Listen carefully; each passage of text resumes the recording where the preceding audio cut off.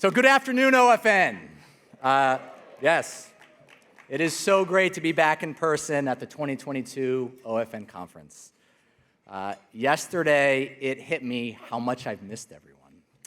I've missed handshakes, I've missed seeing smiles, I've missed hugs, I've missed our conference. Not planning the conference, but I've absolutely missed the conference.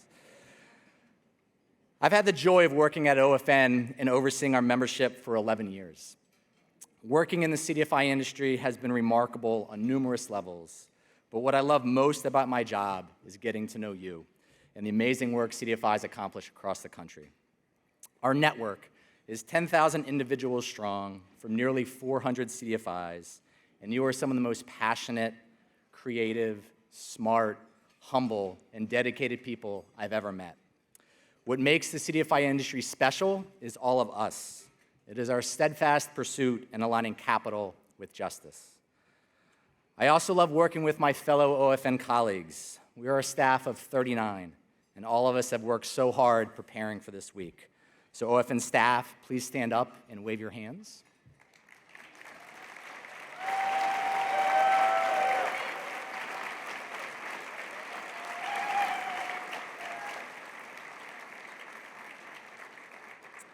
So thank you from the bottom of my heart. This is a huge event to put on. This is part of our culture of who we are, and they deserve so much credit. So I get the fun job this afternoon of introducing our lunch plenary. So this type of plenary is becoming a staple at OFN conferences. It's the moment when 3 CDFI leaders will share their story of how they joined the industry and why they've stayed. So we've asked each of them why, when, and how they joined the CDFI movement. And please listen closely to their specific calls to action. So please join me in welcoming Calvin Holmes, Luis Pastor, and Jessie Lee to the stage.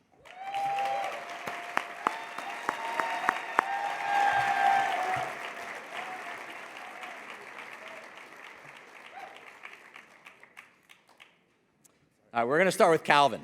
So Calvin Holmes has served as the president of the Chicago Community Loan Fund since 1998.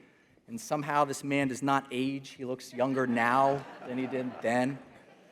Calvin's also the vice chair of the African American Alliance of CDFI CEOs. And on Monday, like literally 2 days ago, Calvin was awarded the Neighborhood Builders Racial Equality Award from Bank of America.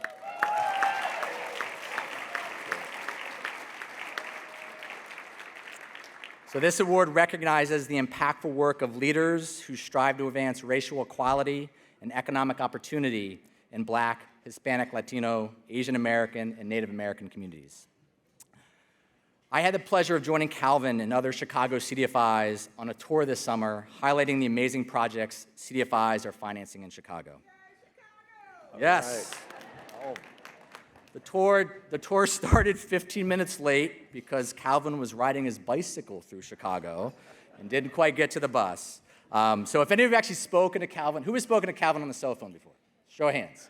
There was like a 90% chance he was riding on his bicycle in Chicago when he made that call. So what was clear on that day and every day is how much passion and energy Calvin has in general, but specifically how much he cares deeply about the communities he serves in Chicago. So ladies and gentlemen, Calvin. Great. So thank you, Seth, for that warm and colorful introduction. I'm not sure, you all, if I should thank Seth for letting my trade secret out of the bag. But I also would like to spend just a second. We just had a fantastic presentation from Jody Harris to salute her and her team, to give a shout out to her boss. I'm putting this in air quotes, Noel Pollo. As you heard, the CDFI Fund has been really busy.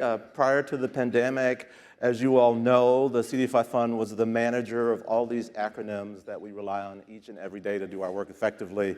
And you all may remember those acronyms, right? There's the CMF, the NMTC, there's the FA, the NACA, and BA, and some other ones, right? And then all of a sudden, as we just heard again, across this pandemic, they got even more acronyms that increased the amount of justice capital that we work with every day exponentially and by billions. So we all know CIP and RP and ERP, and maybe I'm forgetting one. So if we could just give Jody and Noel and the entire CDFI Fund team another round of applause, I'd really appreciate it.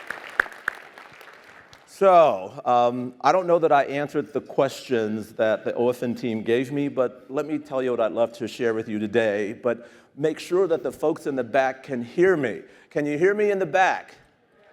All righty. So, good afternoon, everyone. Being back together after 3 years, seeing everybody in 3 dimensions is phenomenal.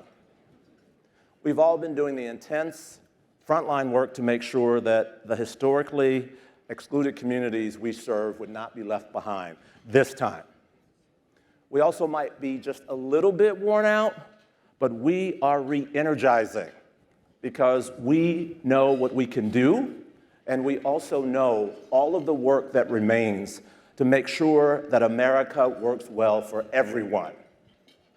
2 summers ago, the George Floyd murder plunged the entire nation into our revolving cycle of urgency around racial injustice.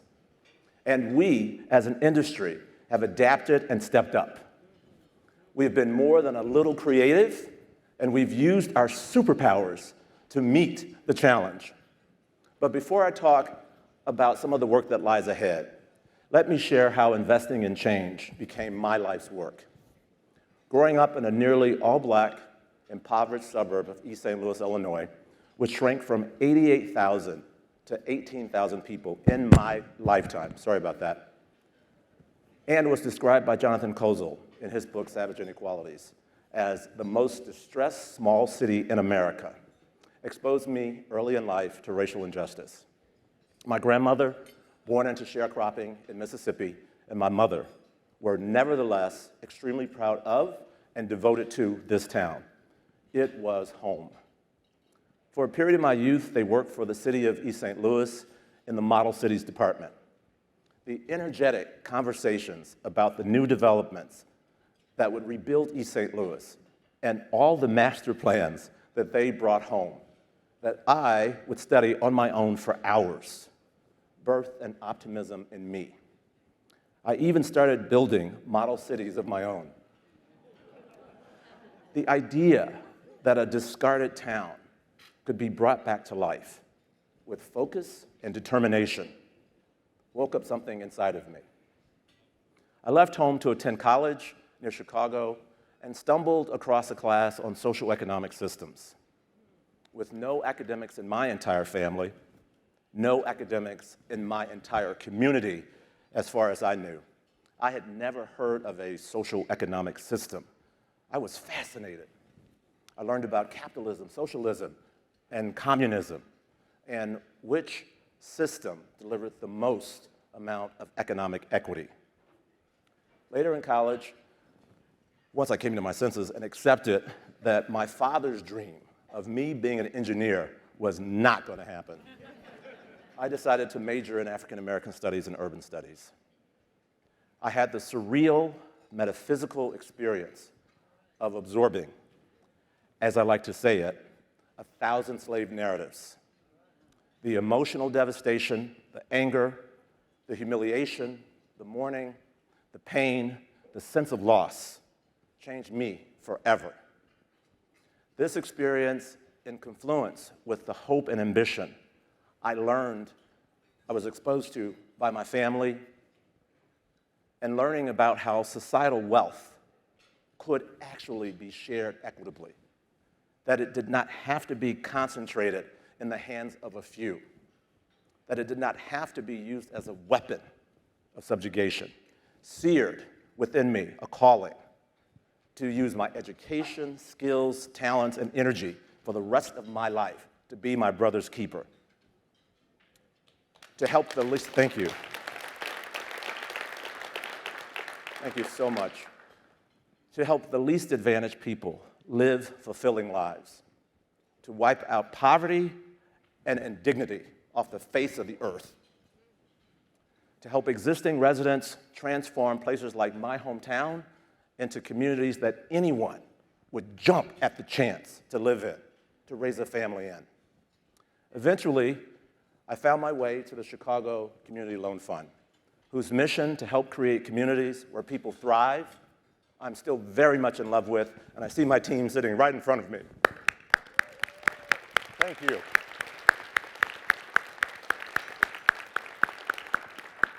This mission has allowed me to play a role in fostering economic inclusion across metropolitan Chicago, and significantly contribute alongside many others. Some of them are in the room. Hi, my friends at Allies for Community Business, CIC, IFF. We are all a family that do this together. Greenwood Archer Capital. Working together, we have been turning formerly discarded communities into ones that people are now jumping at a chance to live in. Along the way, we have strategically evolved our mission from exclusively providing project financing and technical assistance to also using our balance sheet and our operating budget and knowledge of and faith in community assets to provide a wider array of support to our under-resourced communities. It's an evolution that's inspired by a framework promulgated by Chicago's very own John Rogers, co-CEO of Ariel Investments.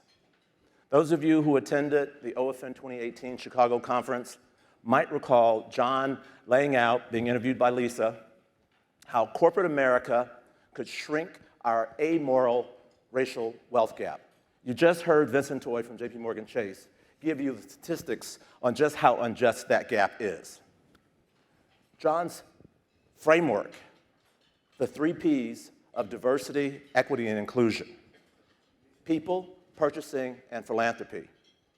I'm going to focus on the first 2 Ps. Now, I know many of you are thinking, haven't we heard enough about DEI? And haven't we responded and made remarkable progress in recent times? As we now have many boards that are majority minority, hundreds of certified CDFIs are led by BIPOC CEOs, including large ones, such as we just heard from Robert Villarreal, Momentous Capital, Enterprise, Hope. Bill was greeting us this morning and having great conversations on the panel, and Lift Fund. Moreover, broad-based industry trade associations are and have been led by people of color. John Holzclaw as CDFI Coalition Board Chair, Donna Gambrell, sitting right in front of me, who welcomed us this morning as OFN Board Chair, and Lisa Mensah as OFN CEO. And of course, Connie Evans as CEO of AEO with an African-American board chair, Gary Cunningham. I would agree that the CDFI industry has made great strides in placing persons of color in leadership on boards and in the CEO role.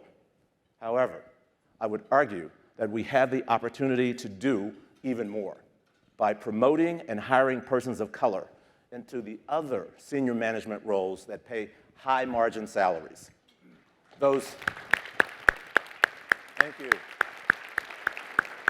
You all know which roles I'm talking about. Those 6-figure plus salaries that sustain a family, drive home ownership, pay for college, afford stocks and bonds, and sponsor generational wealth-creating insurance policies. Yes, that's real money being passed from one generation to the next, and allow earners to patronize local community businesses such as restaurants, grocery stores, florists, pet shops, hardware stores, book and coffee shops, health clinics, and art venues.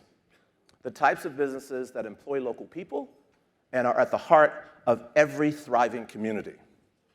Imagine if, on top of that, we promoted and hired more of our high-margin salary earners who actually live in the very communities that we are trying so hard to turn around. CCLF is doing it, and I encourage more of you to do the same. As a high-performing CDFI, I am so proud to share that 86% of my, sorry, gotta stop touching that mic, 86% of my high-margin earners are persons of color.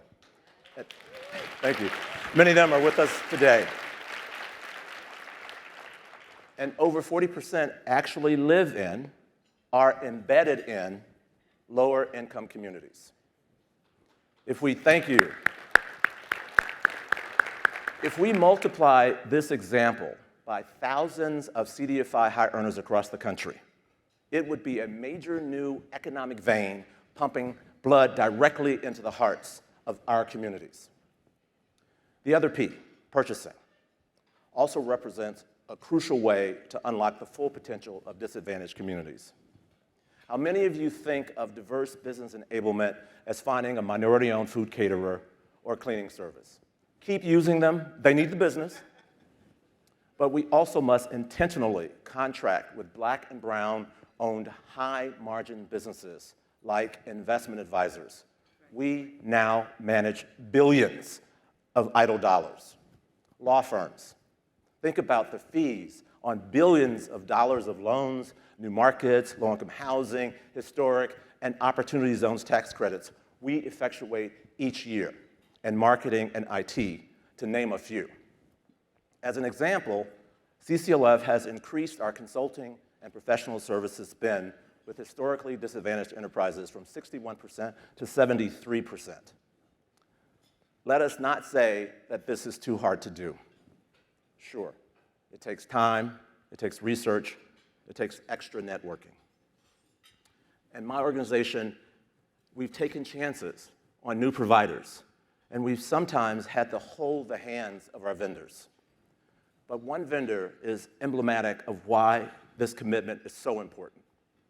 Our IT maintenance company, Netelligence Group, is African-American owned and has grown 5-fold in 10 years. And its CEO, thank you, they're great providers.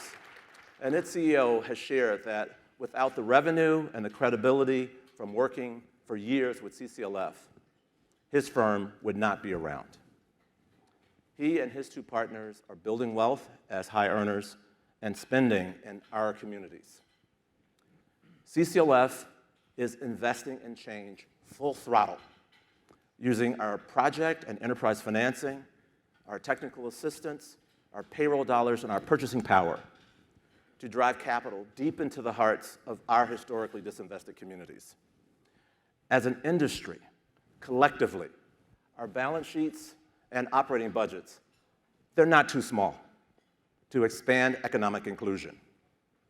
And given our proven knowledge of community assets, our special proximity to lower income, the special proximity to the overlooked, to the Black and Brown communities, I hope that for those of you who are not already doing it, you will use all of your superpowers to ensure that our communities can fully participate in the American economy. Thank you.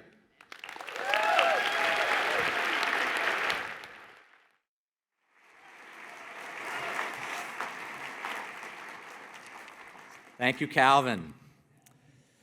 All right, moving on. So in the late 90s and early 2000s, Latino immigrants started coming to the Durham, North Carolina area and working jobs that many others wouldn't take advantage of.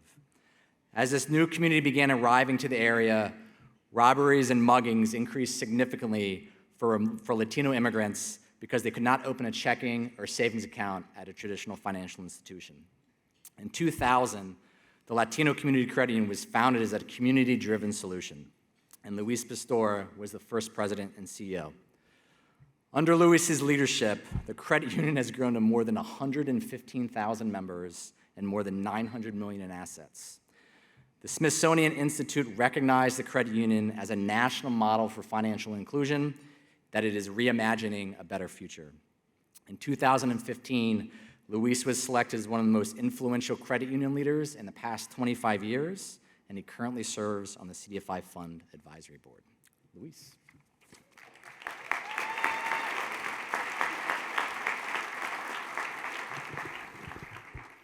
Buenas tardes. Hello. I know that you have problems in the back hearing us, but don't worry, they're going to have problems understanding me, so it's going to be equity.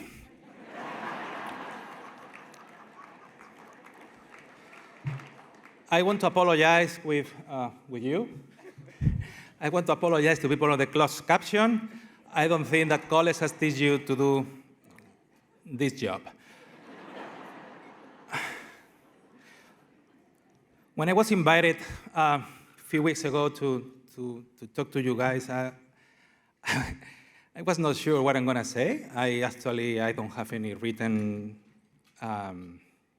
remarks. But I want to tell you why I'm here and why, after 22 years, I'm still here. As an immigrant arriving to the United States year 2000, in my early 30s, I thought that I spoke English back in Spain, but I arrived to Durham, North Carolina, and nobody could understand me, or I couldn't understand anybody. So no, I didn't speak English at the time. Or they don't speak English. But imagine the probability that a person with zero friends, zero network, nobody's from a school, no people that you have attended college, my dear friend from the dorm, suddenly being able to be in a position that you can influence the systems. But sometimes you don't look for a mission, the missions find you. And that's what happened to me. I just went to a place that some crazy people just opened a credit union for Latino immigrants. I didn't know what a credit union was. I didn't know the definition of Latinos included me or not. I didn't know that I was Latino. I just left. Because this is a label that this country put on us.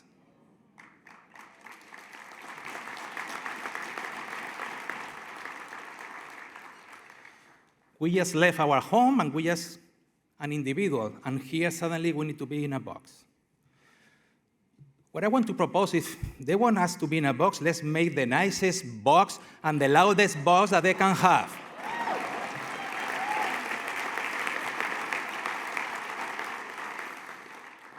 So a guy like me, no contacts, no English, no credit union knowledge. But if you see a problem and you know how to make the solution, you need to do it. It's a guy like me with my MBA, my credit card, my work visa.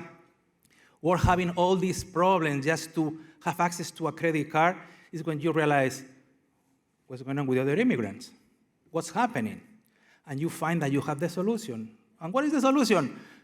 We don't care about credit bureaus. We don't care about Beacon score because this is not a measurement that is good for measure our character. Let's understand who we're working with. Let's put a face behind every single decision that we make. The second area of very low probability is our credit union to survive. We're an institution in rural North Carolina. In the moment when the textile and tobacco was start opening a space for other industries that we were not part of. But somebody needs to build the houses, and somebody needs to clean the houses, and somebody needs to build the roads. And that's where the immigrants start coming. It was easier to find a job and to be paid than to find a place to deposit your money because nobody was interested in this market. The market didn't exist. That's why a credit union was created. Now we have members from 137 countries in the world. So we're far beyond being Latinos.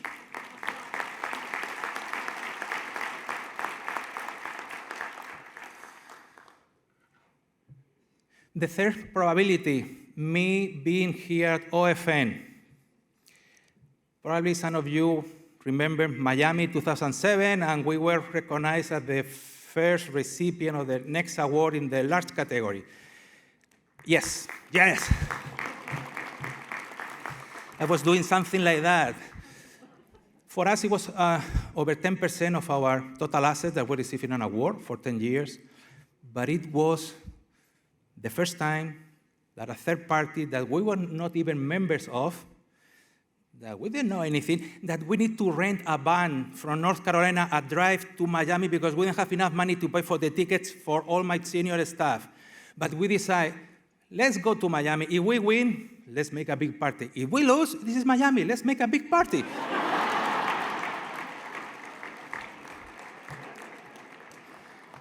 And we make a big party. That's for sure. So the probability of going to a place that we're a credit union, we are not a loan fund. And for some of you, remember, CDFIs are much more than just loan funds. We are CDFIs as well. So as an organization, as an outsider, in everything that you can consider, me individually, our organization serving outsider people in an organization that we are the outsiders and we were supported. The confidence that you gave to us in 2007 moved us where we are right now. 15 years later, we are approaching $1 billion in assets. $1 billion.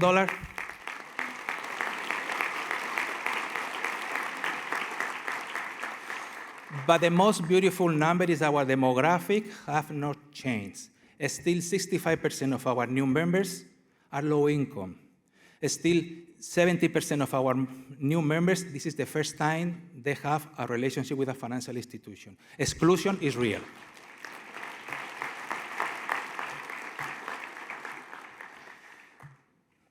In this transit for these 22 years, I've been managing and keeping my hope through 5 guiding principles that I want to share with you guys. And these guiding principles basically is a reflection of my personality. And sometimes when you are so involved with your organization, you see this is like another child that is growing, and you see your own personality reflected there. So at least that's my leadership style. Not everybody like it. I understand. So let's go with these 5 guiding principles that I would like for you to remember. The closed caption people, how I'm doing?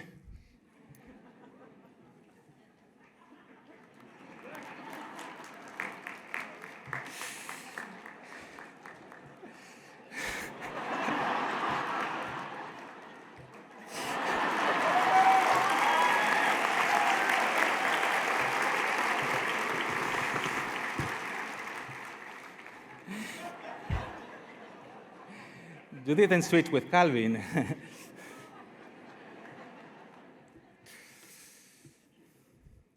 Fueled by people.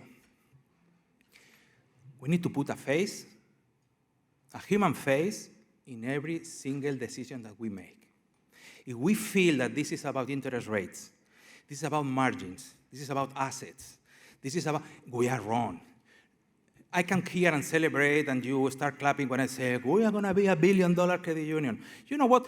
Beyond my board of directors, nobody cares in my credit union if we're $1 billion or $1 million.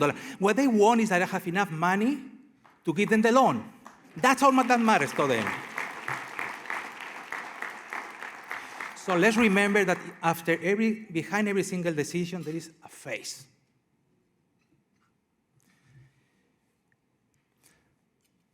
Hacemos camino al andar. Yeah, and start saying, I should have paid more attention to my Spanish class in high school. Yeah, which means we make the road by walking. We don't follow the path of anybody because nobody has gone in our direction, because the system is not intended to work for us. And if we keep repeating the road that other people has been taking, it's going to take us to a place that we're not going to go. So we make our own road.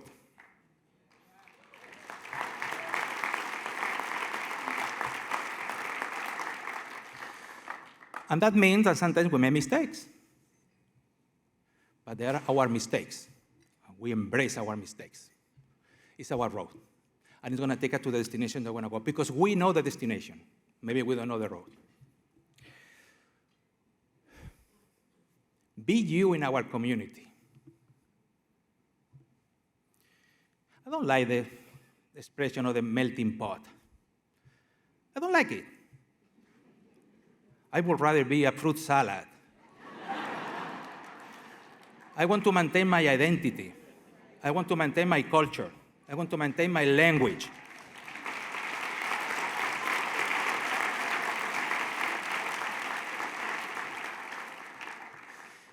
Every time that somebody calls me Luis Pastor, I don't answer.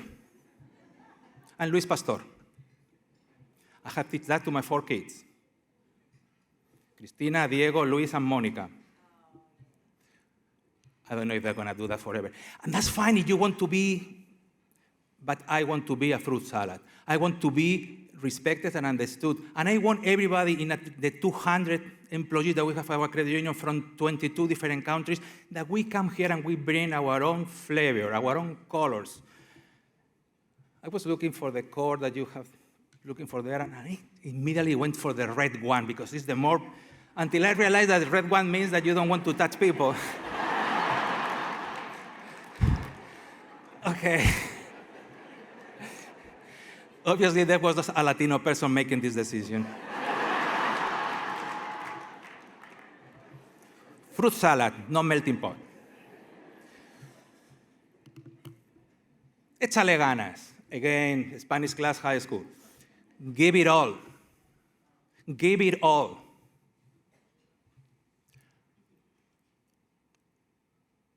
This is not about job descriptions. This is not about 9 to 5. This is not about sabbaticals. Not for me. Give it all. If you come here asking the first day, what is going to be your first? That's not how you build this. We're still a startup. We need to maintain this mentality that the future needs to change. Even now, even with the CDFI, even with the hundreds and billions of dollars that is coming our way, this is not enough. Because when the economy recovers, we will be forgotten again. Échale ganas. And the last one, make it personal. For me, this is not an industry. For me, I respect if you want to work in an industry. I don't want. I want to find my passion. I want to find the thing that gives me energy every day. The first expressions that I was hearing, this is only in this country, it's a job. Just take it slowly, take it this. There is nothing more personal than the thing that is going to feed your family, than the thing that you're going to go to work every day.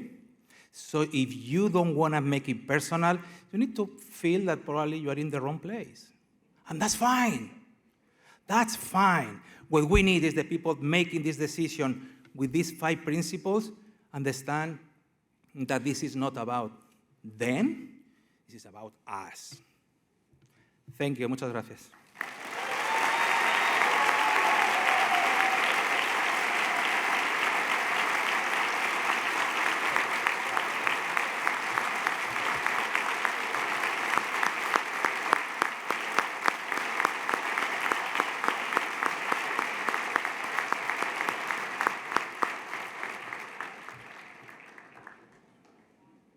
We are rounding this out with a New Yorker. So Jessie Lee is the managing director of Renaissance Economic Development Corporation in New York. So I had like remarks for Calvin and for Luis, but Jessie's a little bit different. So I first met Jessie at the 2018 conference, and she was really pissed. She had just lost the board election, and we had a heart-to-heart conversation. And in that conversation, Jessie was really clear that as an Asian American, she didn't feel seen in OFN. And since that conversation, I've become a very close friend with Jessie. We've had lots of different conversations. And to me, what's really stood out to Jessie is at the very start of the pandemic. So March 2020, pandemic hits, cities closed across the country. CDFIs don't know what to do. And Jessie literally starts an emergency loan fund, doesn't care if she's going to get repaid. She wants to make sure that her businesses are taken care of.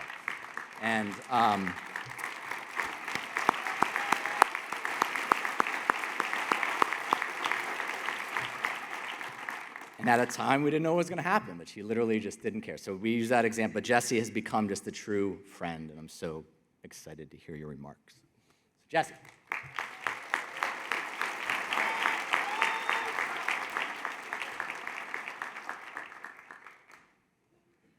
Oh boy. Thank you, Seth, for that really amazing introduction. And Louise and Calvin, I don't know how to follow them, honestly. And of course, let's give a shout out to New Yorkers in the room here. Yes, New York! And of course, I want to give a shout out to my Renaissance team. Thank you for your amazing and passionate team here and your commitment.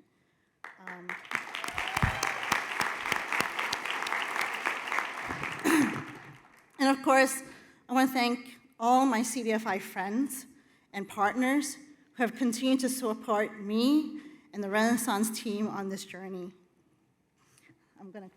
You made me cry, Seth. What the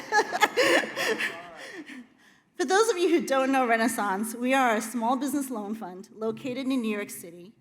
We were created 25 years ago by Asian Americans for Equality, also known as AFI.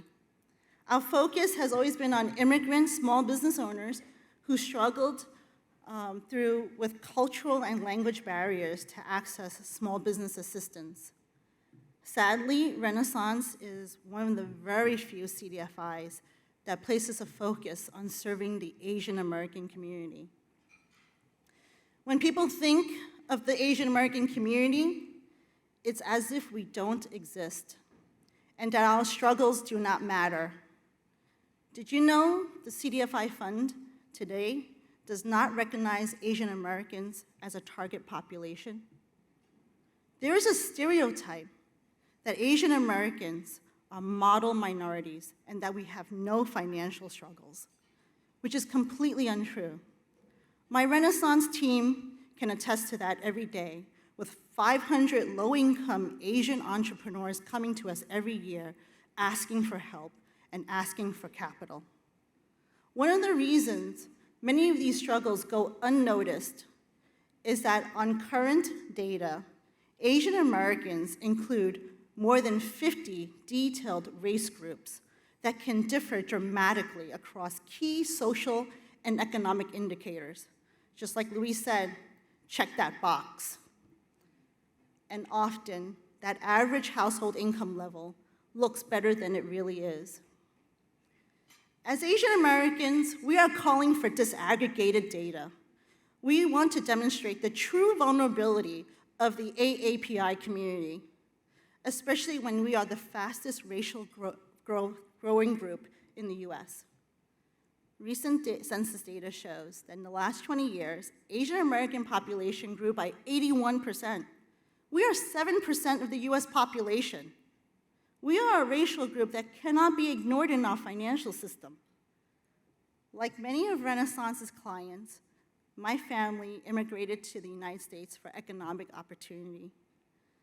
They came from a very poor village in China. They did not speak English and therefore struggled to find work.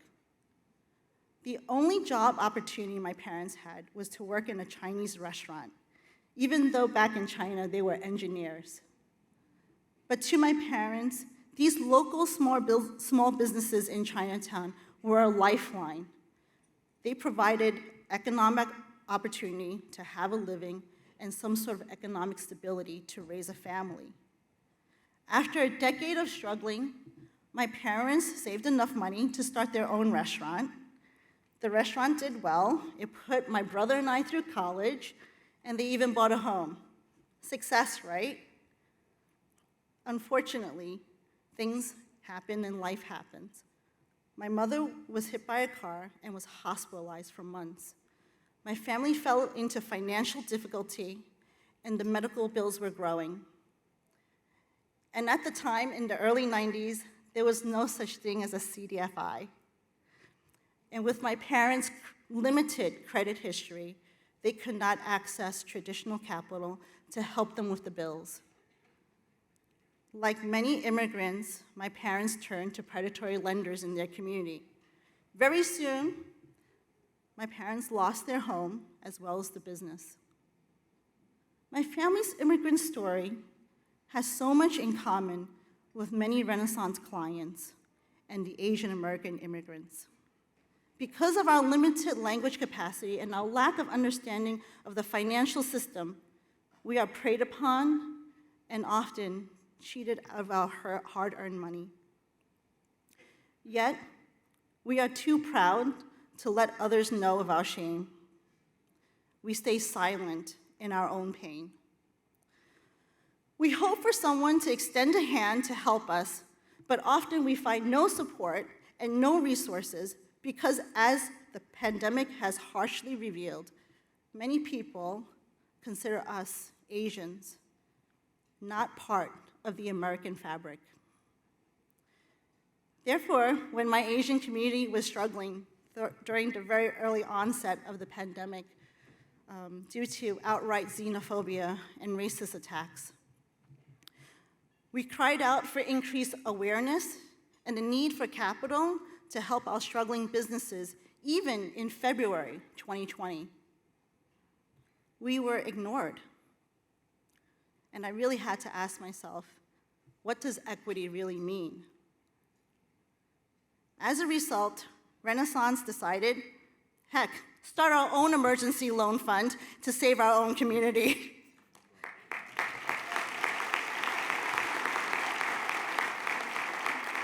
And so, on March 27, 2020, we were the first CDFI to launch a COVID emergency loan fund and began deploying money to save our businesses. We just didn't care, just get money out to save our businesses. And I'll never forget that night when New York City sheltered in, I was desperately calling my funding partners for help. To all my funders, you know who you are. Thank you for the lifeline and for caring about the Asian community and recognizing that we are all struggling together and need to uplift each other.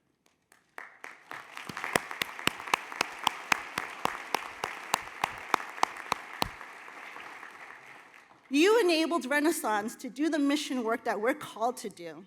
As a CDFI, we are called to take on risk because we are the small business first responders to our community. If we don't save them, who will?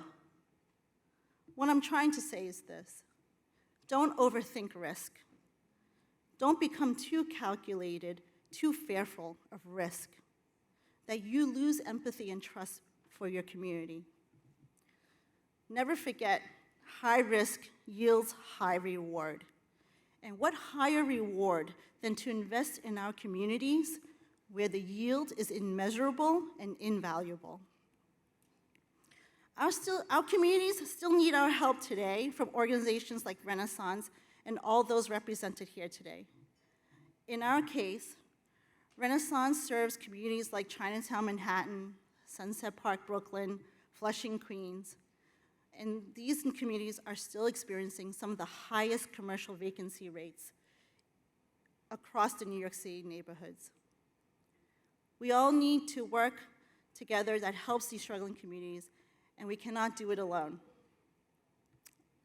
I am still searching for the meaning of equity. This will perhaps be my life's work. This work is personal for me because every business I can help and save, it's like saving my parents. And so I'll end on this note. Whenever we discuss diversity, equity, inclusion, I hope the dialogue includes Asian Americans because we also face discrimination and struggle to access capital.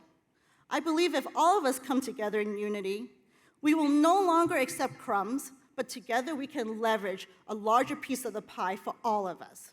Thank you.